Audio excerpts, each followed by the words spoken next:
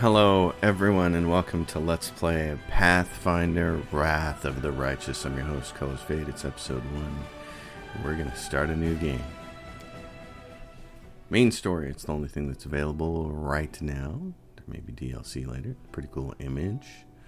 He's nice and spooky. We're going to set up the rules here very quickly. I start with the core Pathfinder rules, core D&D rules. You'll hear me refer to this as D&D a lot because that's what Pathfinder is. But we're going to turn on Death's Door, Dead Companions, Revise After Combat, and remove negative effects. This all just makes the game more enjoyable. Auto level up is off. Enemy stat adjustments, none. Number of enemies, we're going to go to the normal. Additional enemy behaviors on in case they have any spells they want to use. Enable character retrain. Yes, because there may be companions we want to retrain. Crusade Management difficulty normal. We're not going to turn on auto crusade mode. If you're familiar with Pathfinder Kingmaker, you know that there was a kingdom management mode in that game, and it could be tedious and problematic, and so you could just put it on autopilot. This has a crusade mode that's kind of similar, and you can just autopilot that, but we're not going to do that. Alright.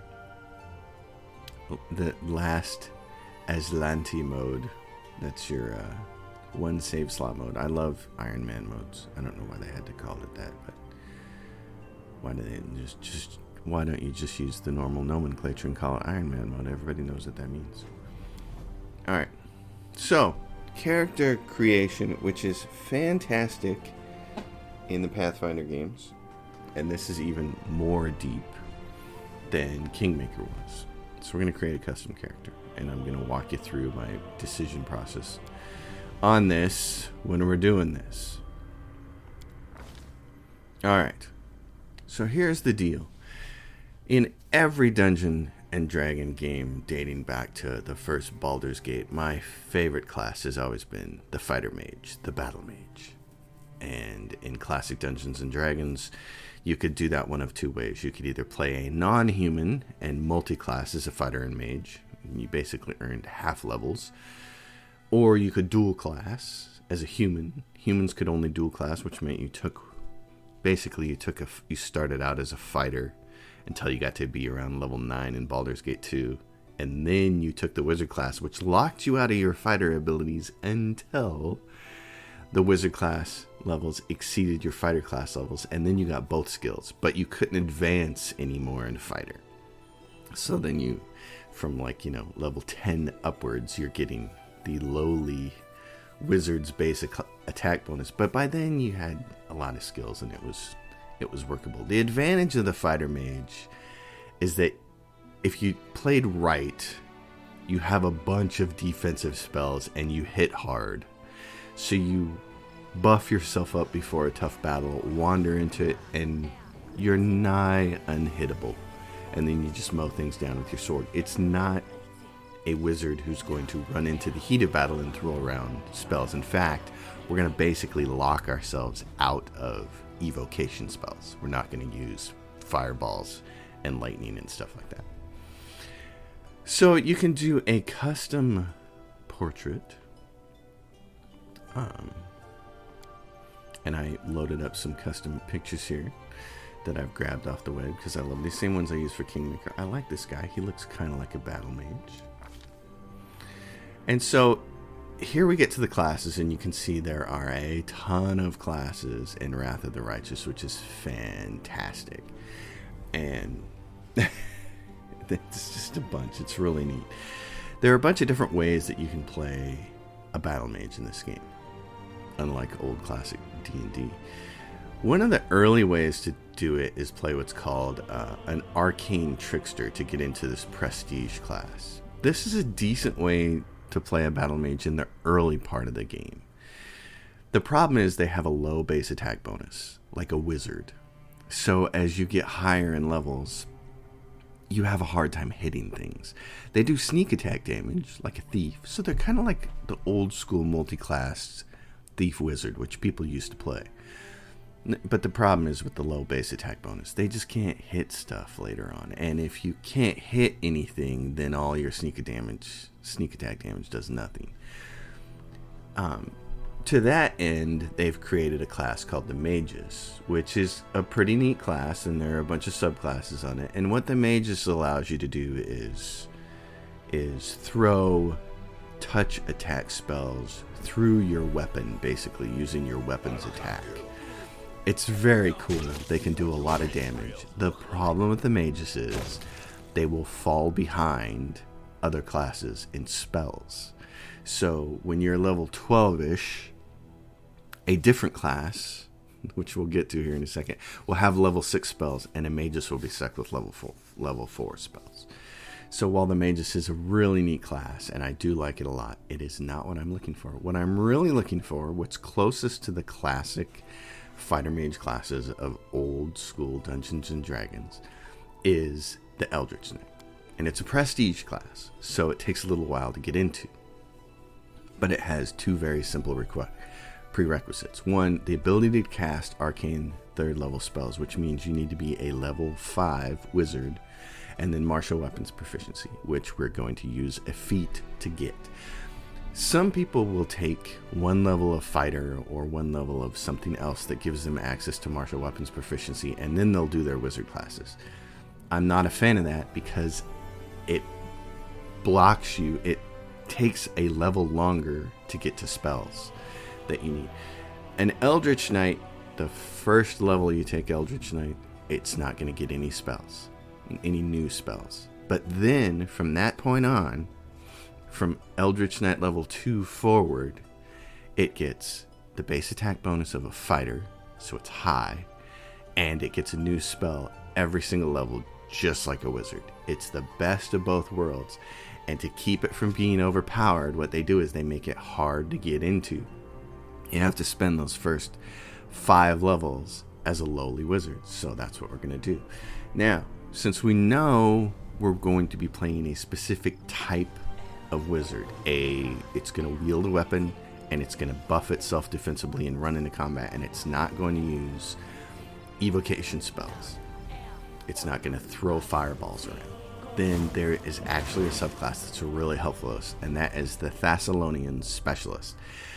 This is really neat. What the Thessalonian Specialist does is it gets 2 spells in its specific school of magic instead of 1 that a Specialist Wizard would get. It gets 2. They have to be the same spell, but basically it's like getting free buffs, which is awesome for an Eldritch Knight. So for an EK, this is like the perfect class. The difficulty is when you pick your archetype, unlike a specialist mage, you don't get to pick the classes. You don't get to pick the sub classes or the sub schools that are in opposition to you. They're already predetermined, but fortunately there's one that basically works really good for us. So Thessalonian Specialist, you can read the description here. It's very cool. If I can hover over it. They receive 2 additional spell slots of each spell level he can cast. These bonus spell slots must both be used to prepare the same spell in the Wizard School of Specialization, allowing the wizard to cast that spell twice. The wizard cannot use these slots to prepare 2 different spells, even if they are of the school he is specialized in. And the restrictions. A Thessalonian Specialist does not get to customize his choice for opposition schools, and he has to choose 2. So they're already predetermined for him, which is great. He doesn't get cantrips. They're removed by the archetype. So he doesn't get all these little things. I never really use those anyway. And he doesn't get he gets a wizard bonus feat, arcane bond, a bunch of other stuff. Anyway, I'll show you. So this is going to take us a while before we become an Eldritch Knight, before we start to become the character that we're going to be.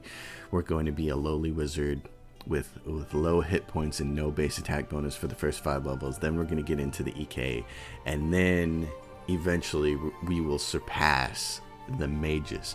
The Mages has a medium base attack bonus, which makes it pretty good for a long time, and then eventually the Eldritch Knight outshines it because the Eldritch Knight gets the base attack bonus of a fighter. We want to play as a human because they get an extra feat, and we're going to need that feat to pick martial weapons proficiency. We're also going to play a guy because our character portrait is a dude.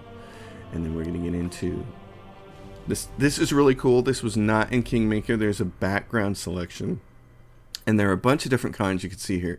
They give you bonuses to things like weapon proficiency, rapiers. So if you wanted to use a particular type of weapon without taking like a martial proficiency, you could get it.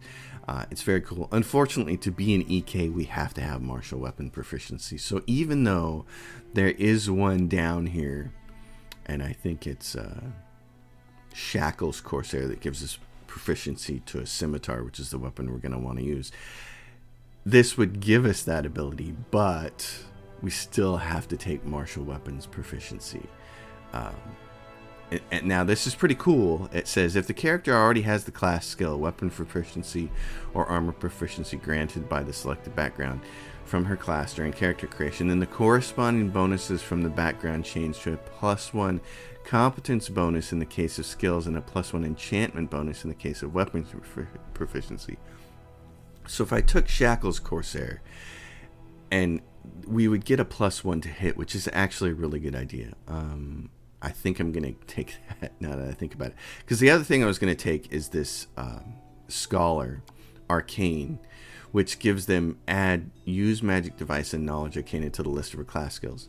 As a wizard, we already have knowledge arcana as a skill that we can poke points into for free. We don't have use magic device, which becomes somewhat useful later depending on the game itself and how many magic devices there are. We're still going to put points into it probably, but we'll be behind.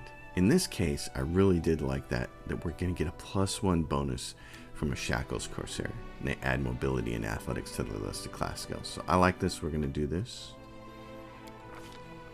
And now we get here. You are first and foremost a dexterity fighter. Now this is the problem with playing a fighter mage.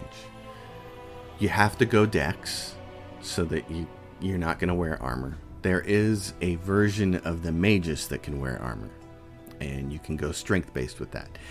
This is the problem with playing fighter mage. You're dex based, so that makes you have higher natural armor class, and it makes it so you can hit because you're going to play finesse style. But you're going to hit things and not do damage because your strength is going to be low. But we're going to fix that.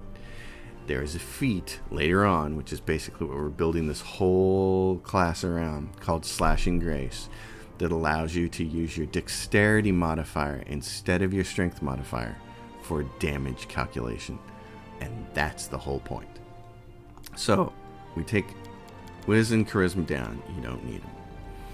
You're going to boost this to 18. You're going to boost this to 19. And you're going to put the last 3 points in Strength. And the reason you want to do this, you might be saying, whoa, why don't I want to put anything in Strength?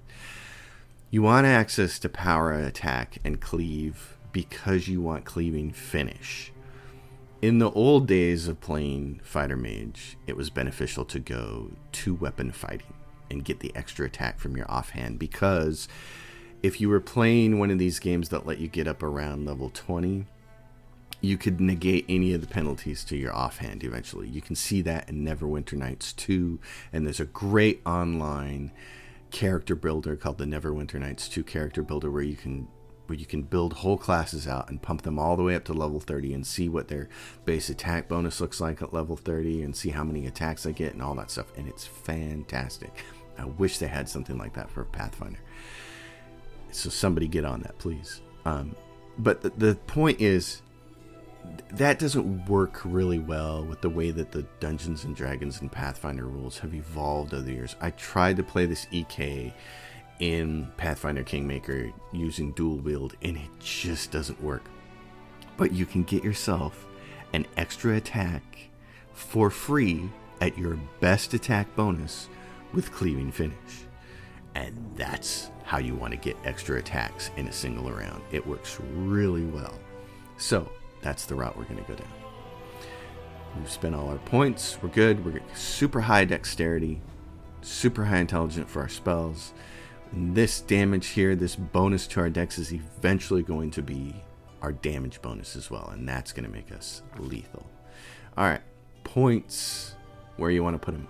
I like to put points into use magic device because there will be wands and they will be useful. I like to put points into knowledge, arcana, mobility, and athletics because there'll be story checks as you go along, and you can see our mobility is 9, and also mobility is just useful.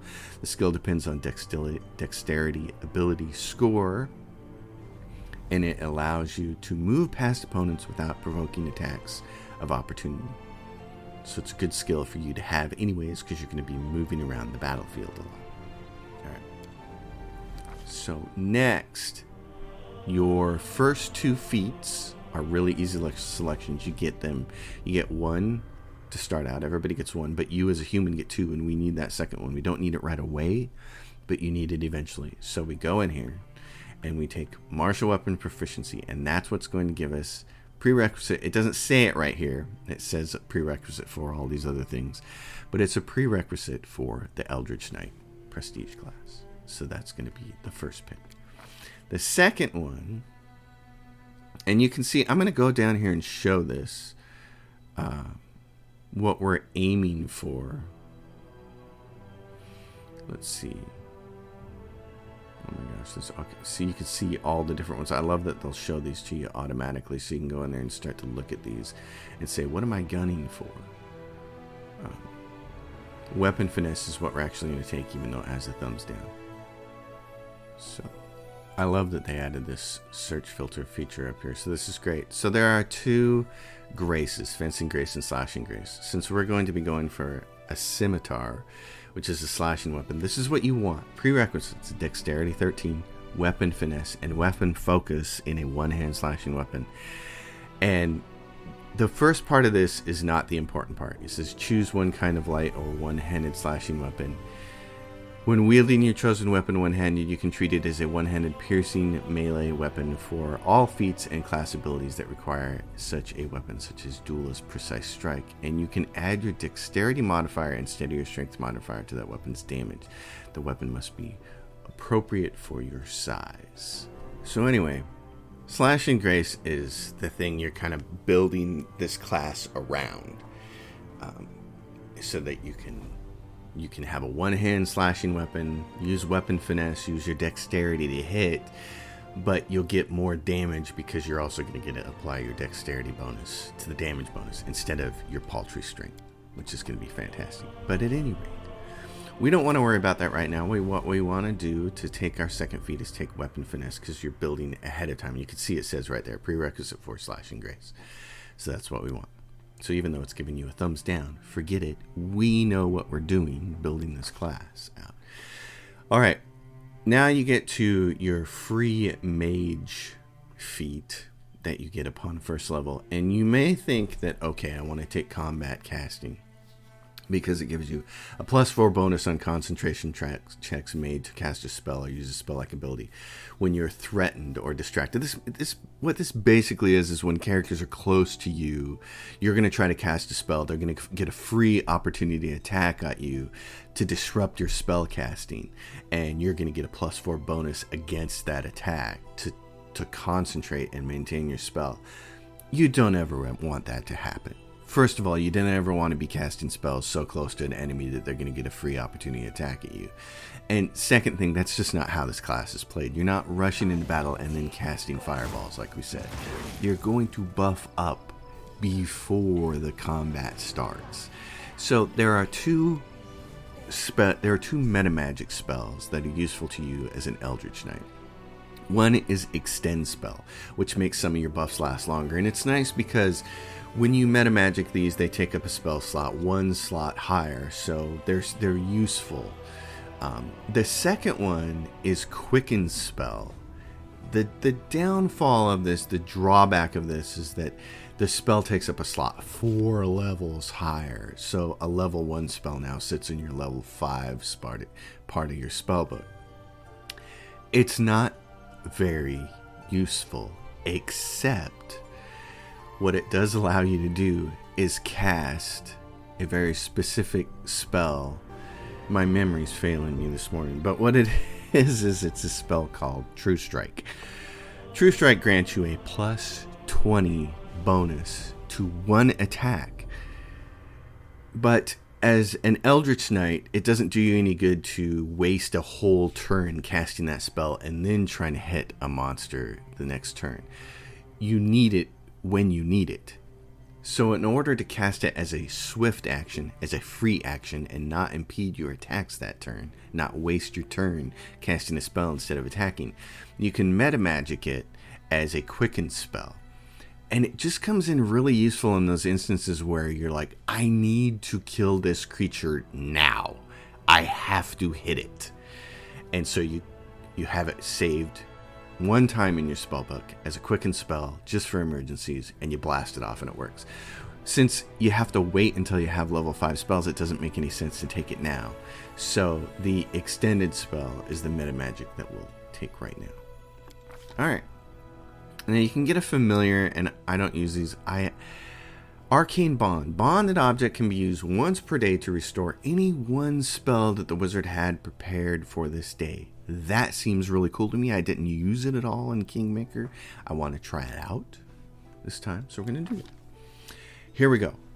Here's the important part. Well, one of the important parts of playing an Eldritch Knight is picking your specialization as a Thessalonian specialist over here.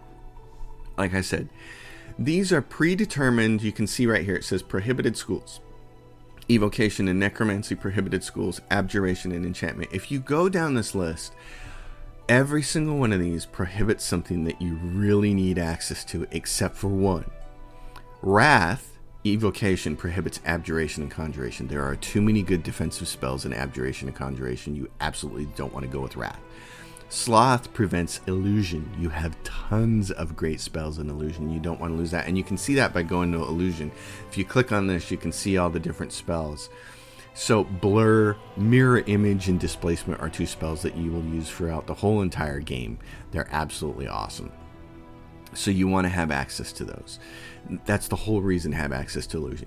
Enchantment. There are going to be spells in here that you're going to want to use. Heroism is the big one. You want to have access to that. The rest of these aren't that big of a deal. Greater Heroism is great too. So Heroism and Greater Heroism are the reason that you don't want to lose access to Enchantment. Transmutation. There's tons of good buffs in Transmutation. You get all these: Bear's Endurance, Bull Strength, Cat's Grace. But by the time you can really make use of these spells, you're probably already going to have some belts that are already going to give you these bonuses. And since they don't stack, there's no big deal with it. But you get haste, you get slow, greater magic weapon. There's a bunch of stuff in here. I mean, you just go down the list and you get mass of these if you want. Stone to Flesh ends up being really useful. So you don't want to lose access to that. In Necromancy, there are only two entire spells in the whole list that you would actually like to use. The first one is False Life, and it's not even that big of a deal. It's nice, but it's not a huge deal. And then there is a spell later on that works as a really nice defense for you, I think. I can't see it here, though. So Necromancy and Evocation are the 2 spell lines that you don't need access to as an Eldritch Knight. Abjuration prohibits Evocation and Necromancy, and now you're going to get 2 free spells every level for things like Shield, which is great, Protection from Alignment, Communal, which is great, Dispel Magic, Protection from Energy, Resist Energy, Communal, that's for your whole party, Remove Curse, Stone Skin, Protection from Energy, Communal.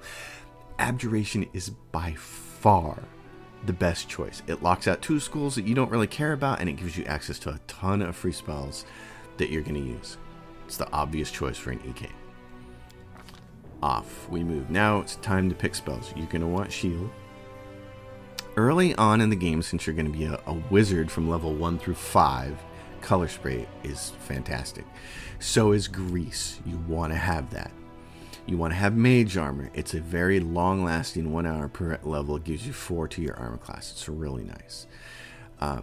Sleep is a spell that you can take if you really want to.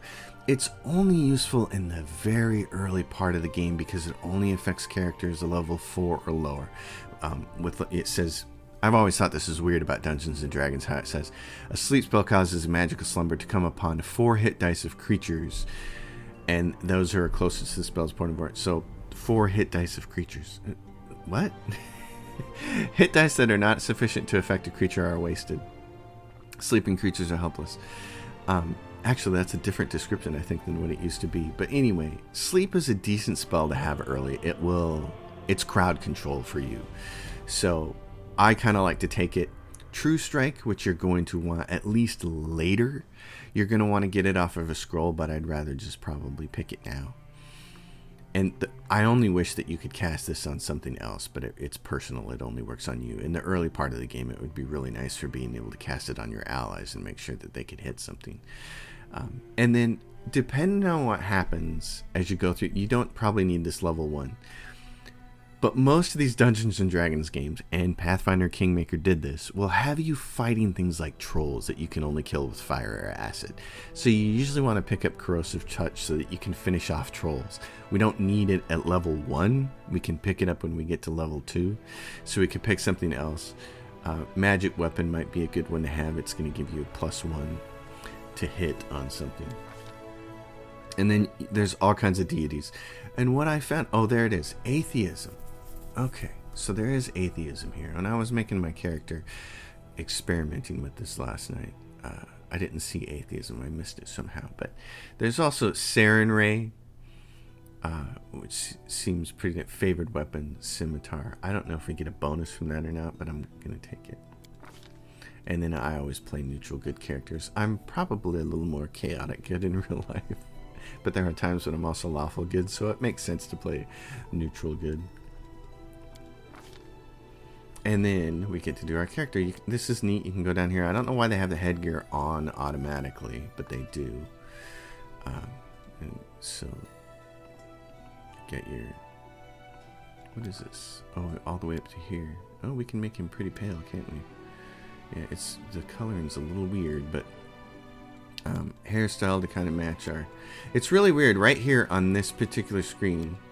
Oh, there it is. I can see my character. Okay. Yeah, get his hair and get his hair color. Oh, wow. There's all kinds of... You can really go pale there, can't you? Super blonde. He's not super blonde, though. He's more like this. That works. Okay. What's his skin tone more like? Oh, it looks more green. It's a little weird. Oh, and that's more like... Yeah, that looks more like him. You can see his arms. I'm not watching his face because there's something weird going on there. You can do war paint and a bunch of other cool things. I'm not even going to worry about that. But what I would like to do is his primary color. Let's try to get... you can see he's got like an orange. This is pretty cool. They got this crossbar up here. This is neat. So he's got like an orange and a brown. So let's say... It's more like a light brown, and his secondary color was like orange. We'll roll with that. I like this bar up here. This is pretty cool. Okay. Oh, and they even have more colors. That's like more like the tan that we were looking for. Oh yeah, I like this. Okay, this is cool. Some stuff that I wasn't paying attention to upon first pass with this, but... Their life ends here! We'll win this, one way or the other. Time's not waiting. That seems more like him. Alright, and then next... Oh yeah, okay. Oh! Lane. Because it's a nod to Lane Staley from Alice in Chains. Because I don't know if anybody knows what this is, but go look out on Google and look at the word synesthesia. I see colors with letters, particularly the first letter of names. They all have a color for me. I don't actually see them. It's what my brain associates with it. And blonde, this color right here, is strongly associated with the letter L for me. So to give this character any other name that didn't start with the letter L would just grate against me. So I had to come up with a name that works for his hair color. I didn't even break so here we go. Here's Eventually, we're going to be an Eldritch Knight. It's going to be very, very cool. It's going to take us a lot of levels to get there, but it's going to be fun. All right. Now we're going to actually play the game. It's a long intro, but that's how these games are, right? We have to do the whole thing. This is kind of like the beginning of Stellaris when you want to see what the empire is that I've constructed. Well, now you get to see my character.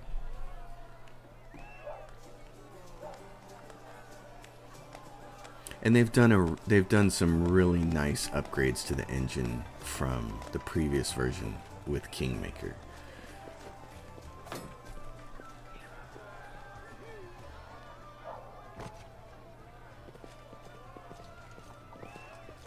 Hey, somebody! We got a wounded fighter. Can we get a healer over here? My, would you look at this? But why would you drag a wounded fighter into the middle of the festival square? Couldn't he be carted off somewhere else, like, oh, I don't know, an infirmary? Or an accommodating ditch? Make room, everyone. Step back. Now, what's the matter? What happened to him? The wound looks nasty. Who did this to him? Demons, Prelate. We found him barely alive outside the walls of Canabris. The walls, you say? Enemy doesn't usually stray so close to the city. Must fortify the defenses. And you, hold fast. Don't die. We'll see you right. We'll get you patched up now. But first, you there, guard. Take his weapons. Bearing arms is not permitted during the festival. Wounded or not, everyone must abide by the rules. He can get his things back after the festival. You can tell his alignment is lawful. Stick up his ass. O Inheritor, leader of our troops, the sharpened edge of our blades and the unyielding strength of our armor, Iomade, I beseech you, grant your mercy. Heal his wounds. My powers are not enough here. Someone call for Terendelev. You there. Yes, you. Stop dithering and gawping and make yourself useful. Go and get Terendelev.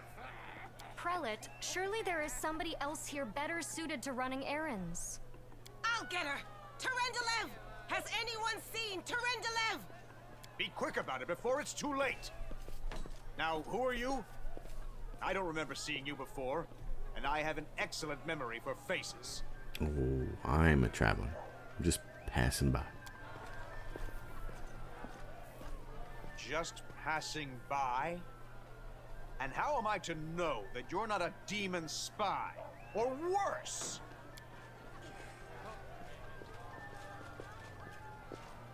My dear Prelate, please, for the sake of the festivities, stop interrogating this poor man. He has been through enough already. Go on. I'll take care of him. All right, as you wish. You are our protector, and a dragon at that. So I shall defer to your wisdom. But be on your guard.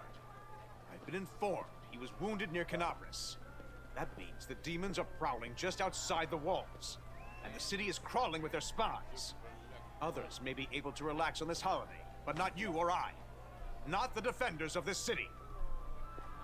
Muttering discontentedly, the old man walks off. Pry loose the grudging grip of pain. Cast off the veil of suffering flesh. Let light and life go forth in triumph to repel the skulking shade of death. There. I accept your thanks, but my work is not yet done. What happened to me? I do not know yet, and that troubles me. I am not entirely sure what the demons did to you. This wound is no ordinary injury, and it was inflicted by no ordinary weapon. I have rid you of your pain and restored your strength, but only time will allow you to heal fully. Are you really a dragon? You don't believe me? Perhaps I should retake my true form and engulf this square with my ice breath to win your trust. Pay no mind to my current guise. I appear this way when I walk among the people. I would hamper the festivities if I tried to attend in my true form. Who are you? My name is Terendelev. I am the protector of the city. Can I go? Certainly, but be careful. I have managed to get you back on your feet, but I have not healed you fully. Alas, sooner or later, your pain will return. But do not be discouraged. You will recover, I promise you that. Tomorrow, come to the cathedral and say that you are expected by Terendelev, Protector of Canabris. We will find a way to help you. But for now, put this out of your mind and enjoy the festival. They are all too rare in this time of war, and merriment is one of the best medicines. And there you are. So now, sample the festival drink. That's your job here. So this is one of the very first cool changes they made from Pathfinder Kingmakers, that you can now rotate the screen, which is really great. I really enjoy this. This is just fantastic. You can go down here and find this. Have a little drink here. And enjoy the festivities. Why my character has orange hair, I don't know. It gives you your pop-ups there. Characters and interactive objects. Yes. We know they got the little hand signal there. I only have the tutorials on because I want them on for the things that are unique to Wrath of the Righteous that I don't know about from playing Kingmaker. Oh, here we go. What is this? Chest containing the festival attendees' weapons. There's like one more thing you need to click on, I think, here. There we go. Who's this? Left. Aim further to the left. Hey. Little throwing knife competition. Fun. Oops. Oopsies. The camera rotation is really nice. It's just such a nice touch. Crusader gods, behold Ionade, you poor imposter. Your city will fall to me. Your followers will feed my hunger.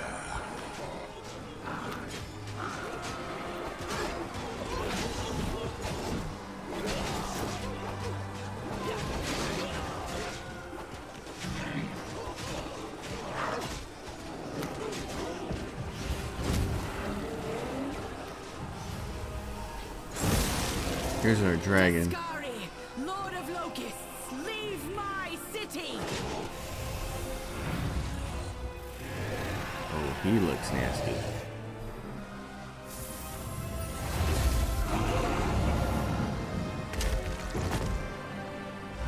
Well, that did a lot of good, having a dragon. Oops.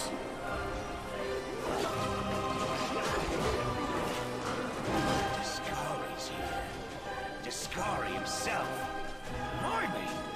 One minute we had a dragon, the next, bam, she was gone. What are you gonna do? Fight or flee? If fleeing's your plan, let me help you out. I've got a scroll here with a good protective spell. Care to lend me a weapon? Try to fight the demons. Sure thing. Here, take this. Best crossbow I've got. The person who made it said it could pierce the hide of a demon lord even. Doubt that, but Good luck. okay. Try not to get eaten now. All right. Get that crossbow ready, bucko. Look at this guy. Oh. A mortal gnat snaps its jaws at the Lord of Locusts.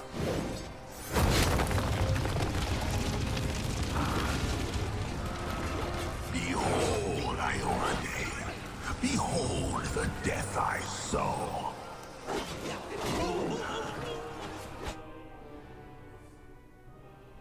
Oh. And so now we kind of start at your typical level The silver 1. dragon, Terendelev, the defender of Canabris, fell in battle. Hardly surprising, as she had to fight the demon lord Skari himself. He willed the land to part and swallow all who dared to stand in his way. But the war was still far from over. And here we are. Level 1 character. Game autosaved. Cool. I'm going to check something out here with my character. Yeah, I thought it was my hair that was orange. It's because it's still showing the headgear. I don't want to show that stuff. So there we go. Now my character looks a little more normal. Oh, and we need to get that in his hands. Got a person over here. 2 people. Holy mother of... A small woman with messy brown hair winces in pain, uttering a scream of curses through clenched teeth.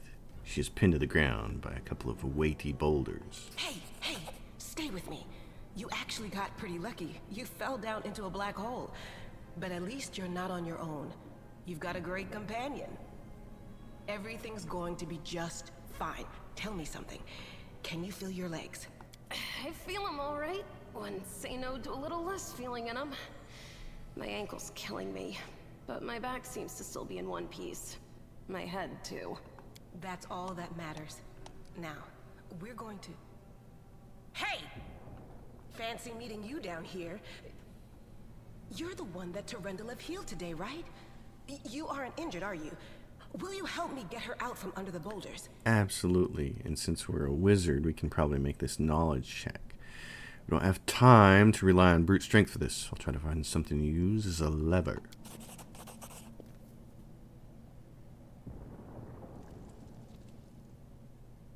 Success. Quickly find some suitable sticks, and you free the wounded woman from the rubble without even breaking a sweat. Look at you. It's good to meet someone who uses brains first and brawn second. Now, that's exactly how an Eldritch Knight operates. I'll be bronze later. After about level 6 or 7. Damn it all. I think it's broken. Oh well, I've had worse. I'll just make myself a splint out of something. Thanks for the help. I wouldn't have lasted long on my own stuck under there. I'm Anevia Tirabade, of the Eagle Watch. I was overseeing security at the festival square. I thought maybe spies or demon worshippers might have something nasty planned. What actually happened, though, now that I did not see coming. I don't think anyone could have been prepared for that. Well, I'm Sela, paladin by the grace of Iomade. I crossed the whole continent to come to Mendev and fight demons. And well, I've been fighting for a while now. I don't even want to think what might be happening up there in the city. Canabres has lost the protection of Terendelev, and of the Wardstone too, looks like. It's a relic without equal. It was placed here personally by Iomade's herald, with the goddess's blessing. I really wanted to go see it, to pray before it. But there's no point worrying about a stone when there are people dying in the streets. Yeah, things are looking grim enough, but don't lose heart. Wardstone or no, dragon or no, Canabres will never give in. Simple as.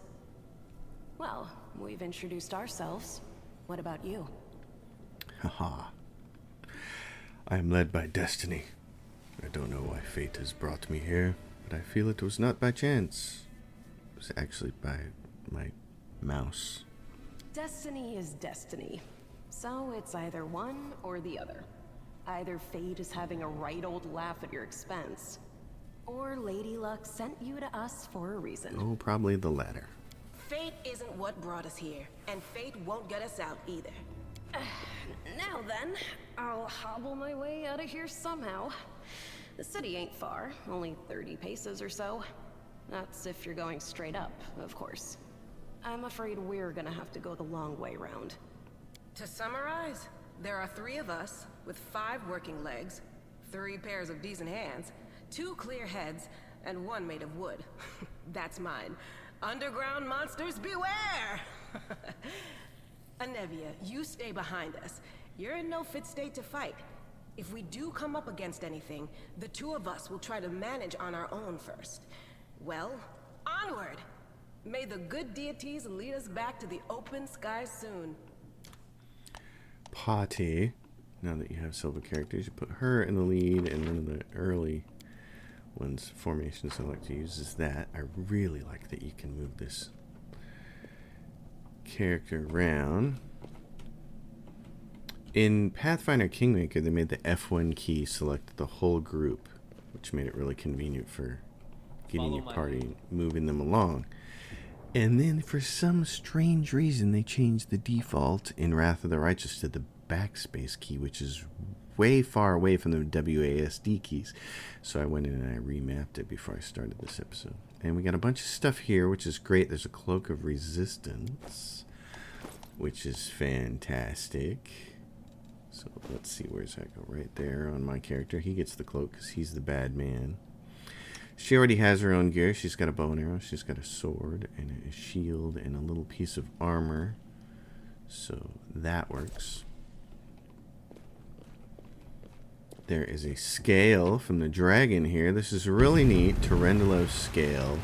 One friendly creature within range. You restore life to a deceased party member. So it's a raised dead. That's very cool.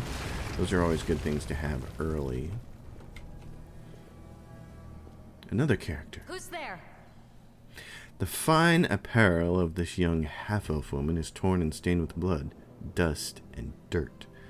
However, she holds herself with such a dignity that you would be forgiven for thinking you were at a high society party and not in the dank catacombs underneath the city. Her fingers grip her rapier hilt with confidence, ready to draw it at a moment's notice. At her feet lies a dead body, so mutilated that at first glance it's hard to tell if it's animal or human. Relax, friend. We're not demons or cultists. Don't poke my eye out with that thing, all right? We fell down here during the attack. I'm Sela, that's Anevia, and this is our new friend. We're looking for a way back to the surface. Really? I'm so ever glad to hear it. Allow me to introduce myself.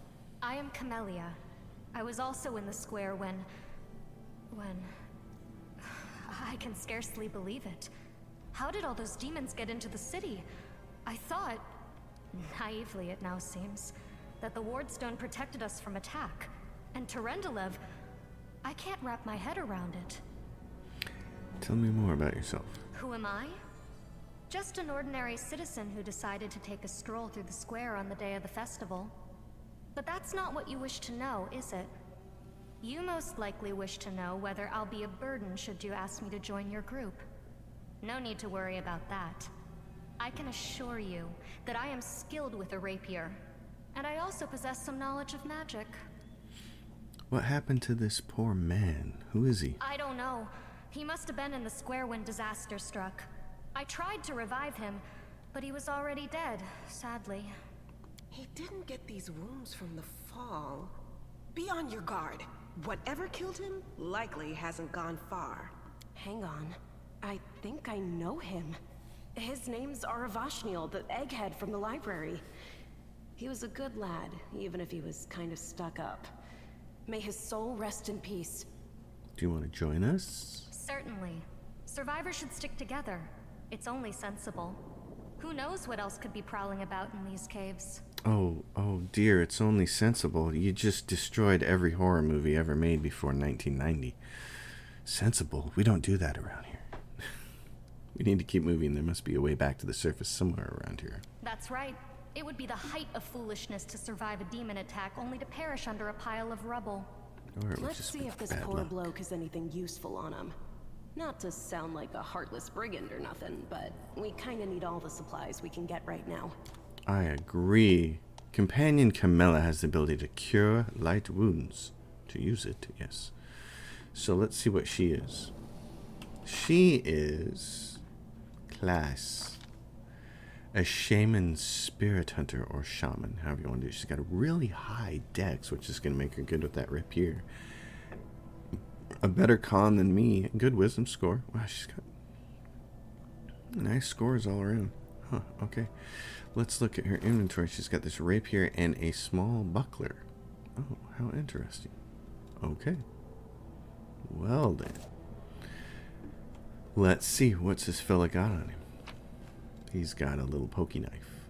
Masterwork dagger. Oh, that's useful. I should probably have that. That's a cold iron dagger. That'll be good against demons. I should probably have that in my second hand slot. And this masterwork dagger, that's kind of nice. Alright, let's keep going. I love it. I like lighting. Dark places such as caves. It's hard to see anything. This is really nice. She'll have a spell here. Which one's light? Stabilize, dismiss spell, guidance. Is this it? Light. There we go. Put it on her. Doing a little bit of light. That's nice. That's what your cantrips are for. And here we go. Oh, and so right away, turn on turn-based mode. If you have this off, it's real time with paused, which is basically like the old school Baldur's Gate games and the first Pillars of Eternity. But turn-based mode is how this game really shines. So our victory is certain. Combat, yes. So get ready for battle, and I get to shoot first. Well, let's try this way. And we missed. And then it's gonna run. Oh, there's two of them. How fun is that? She's gonna get a. The light. Yay! Okay, what do I want to do? Give her a little bit of movement to block me. She could. She probably has the ability, I think everybody does, to go charge, run, and swing. Oh, and she missed. Oh, and here comes another centipede. Oh, it's going to go straight. Oh, and see, it ran by and she got the attack of opportunity on it, so that was nice. I'm not going to hit this because I'm firing into combat a 1 versus 15. That's never going to happen. Alright, but our paladin's going to finish this thing. The inheritor, guide my blade. Yeah, because that's what paladins are good for. Oh, and there's somebody over here. We got some loot. There is a padded armor. Okay, she's 7 of 11 hit points, so I'm not going to burn her healing spell on 4 hit points for her. Got another scale. That'll be useful. And then what we're going to do is get a free shot at this guy before combat starts. Turn-based mode. And so, did we hit him? Or did we miss? I think we missed. Okay. So what I'm going to do is move her in front of me. Everybody gets a free round here then, basically. Before this thing moves.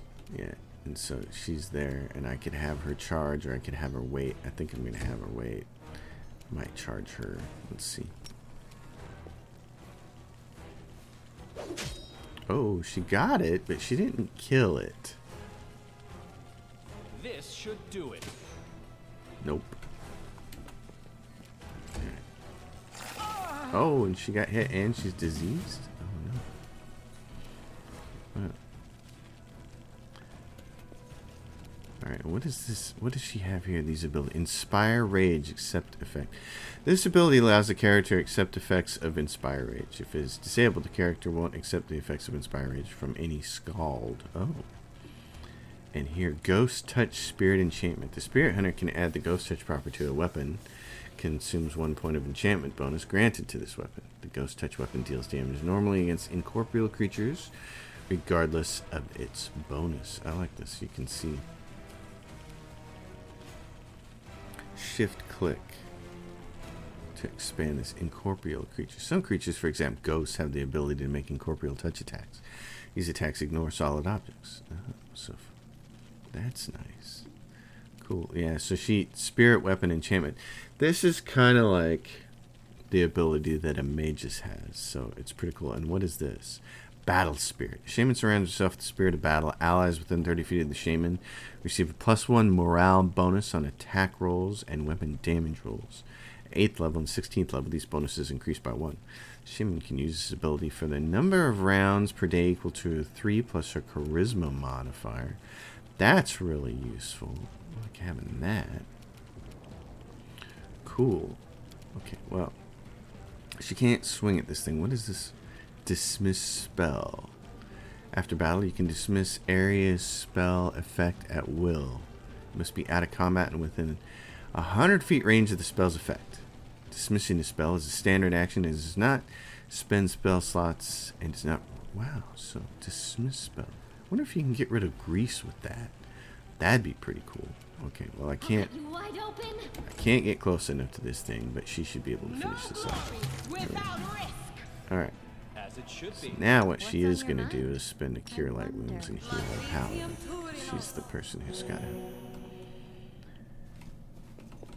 it. Now this splits off into two routes, and when I was experimenting with this game, when it first launched, I went to the left here and I didn't go to the right. So. Save the last one for me. Alright, do I want to run up there on that creature and let it swing at her with 7 to 4 hit points? I don't think so. And she doesn't have a bow and arrow, so we need to give her a crossbow so she can shoot at things like this. It's going to come at our Paladin. It's going to, ooh, and it misses. Nice. And what is this? This is my acid splash. I'm not going to waste time on that. I can't really hit things. You can see I'm rolling against a 17 there. That's not good. She's rolling against an 8. What else do we have? Oh, and here comes the centipede. Oh, well, she will get a chance to roll against this. A 2 versus a 7, and she missed. Oh, honey, you're rolling against a 7 and you missed? That's just no good. I'm getting a penalty because I'm shooting into people in combat, which is why. Oh, and he managed to hit it. You could see attacks, and I rolled an 18. Wow. That was nice. It's good to be lucky every now and then. So there's some loot here. This is a rainbow quartz. A reagent can be used to brew potions and scribe scrolls. Nice. Okay. Cool. The game is smoother. That's the one thing I do like. Okay, so here's something. Let's go to... She's got a weapon. She doesn't have a weapon. And she can use a crossbow. So I think she's probably a little better shot with a crossbow than I am. Let's have her shoot this thing. And she did. She hit it. Nice. She deals 8 damage. Now give me a shot without a penalty. Yeah, I only did 2 damage though. And she can run up there and try to get this thing. Oh, and she did. She didn't kill it though. This should do it. Oh, it didn't. So she could get up there. Could she get close enough to swing at it? I don't think so. Maybe. I'm going to shoot at it though. Because changing your weapon counts as a half an action there. Alright. And you can get something off this lizard if you can manage to skin it. Oh, that's the other thing. I saw that. So its skin was already there, and then hitting skin failed, and you don't get it. So yeah. That is not far. And now we get to run into these people, and this will probably be the end of this episode because it's been about an hour. But it's a good start into the game. I can't just walk away. It's got to be here somewhere. You struggle to make out the man's features in the gloom. As soon as he steps into the circle of light, however, you realize that you have never encountered a creature like this before. The stranger looks like the work of a vivisectionist who attempted to stitch together a lizard and a man. When to look?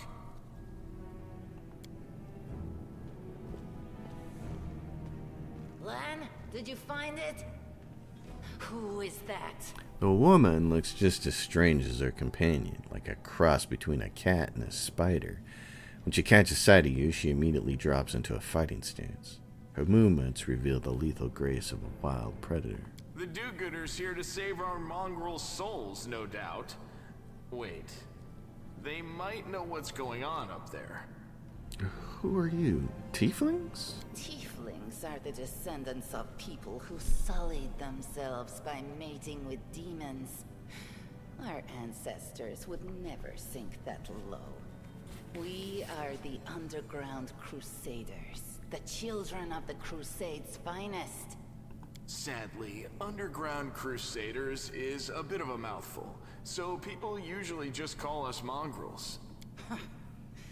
You just love repeating that, don't you, Lan? Mongrels. That's what the Uplanders call us. But we call ourselves Neathers. No matter what you call us, it's not gonna stop our horns, hooves, or tails from growing. What are you doing here? That's none of your bit. We're looking for a holy sword. It was here, in the center, sticking out of a rock. The sooner we find it, the better. Some kids from our tribe took off for the shield maze. They figured it had collapsed, and now it's their time to go up to the surface, like all the legends foretold. Except they don't have a clue what's waiting for them up there. They're not fighters. And Saul, the chief of our tribe, is dead set against it. He says that now isn't the time for the underground Crusaders to take up arms. If we get the holy sword, we might be able to change the chief's mind. It's a fool's errand. None of us will be able to hold the sword, let alone use it to save anyone. It's not an ordinary weapon. It's made from righteous heavenly flame and will burn anyone who touches it. Do you think you're special, Lan? I'll pick it up with my teeth and tie it to my hand if I have to. It doesn't matter. An angel's sword and a troop of stalwart mongrels will be able to work a minor miracle. Speaking of which, you're still here, Wendu, which means that deep down, you know it's possible. Okay. Wow, lots of options here. A sword of holy flame? How did it wind up down here? It came here with its owner a long time ago. 50,000 gongs to be precise. 70 years ago, in Uplander time. 50,000 gongs ago, our forebears found a dead angel here, along with the bodies of his comrades. The tribe gave them a dignified burial, and they were laid to rest with their weapons. But the flaming angelic sword was stuck in a rock, and no one was able to pull it out. It burned to the touch, like real fire. So the rock was placed over the angel's grave. It should be here somewhere. Everyone loves an Arthurian legend, don't they? Maybe the angel will dig himself out and find the sword for us. That might be our best shot in this chaos. Lan, watch your tongue. We'll find the sword faster if we work together. I'll help you out. Thanks. An extra pair of eyes can only help. The sword will be easy enough to spot. It looks, swordy. Help us, and in return, we'll get you out of here. Now we're talking. Let's get to work. It's a good thing we all bumped into each other, isn't it? What, you want to find the sword quickly so the underground monsters bring you back to the surface? So be it. And there we go. Alright, that's an appropriate place to end it, I think. Pretty cool start. This game already gives me huge Mask of the Betrayer vibes. And from doing some of the research on the game, I know that there's a mechanism in here that kind of works like the hunger in Neverwinter Nights 2 Mask of the Betrayer DLC. That game had a device, this soul eater hunger that you had to manage throughout the game. People found it very annoying at first, but once you learned how to deal with it, it wasn't that bad. It's still kind of annoying, but it wasn't awful. This game has a corruption mechanic that comes from resting in out in the wilderness, I guess you might say. So it has something like that. But the underground start and the light and the being able to rotate the camera around and everything and the strange creatures and all that stuff, this just gives off huge Mask of the Betrayer vibes for me. I love the way the game looked. I love the way Pathfinder looked, Kingmaker. It looked fantastic. I just thought it had too many flaws to be considered a great RPG, but I'm really hopeful that this game will be better. So I'm excited to play it. Thanks for sticking with me, episode 1, folks, and we'll keep going. We're going to see how this works. And I am always excited to get an Eldritch Knight to bring them through these first wizard levels and then get them into bring them into their own, have them doing what they're supposed to do. That's when it starts to get fun. I'll see you all next time. Thanks for watching. As always, like the video, subscribe to the channel, leave a question and comment down below, and I'll see you next time.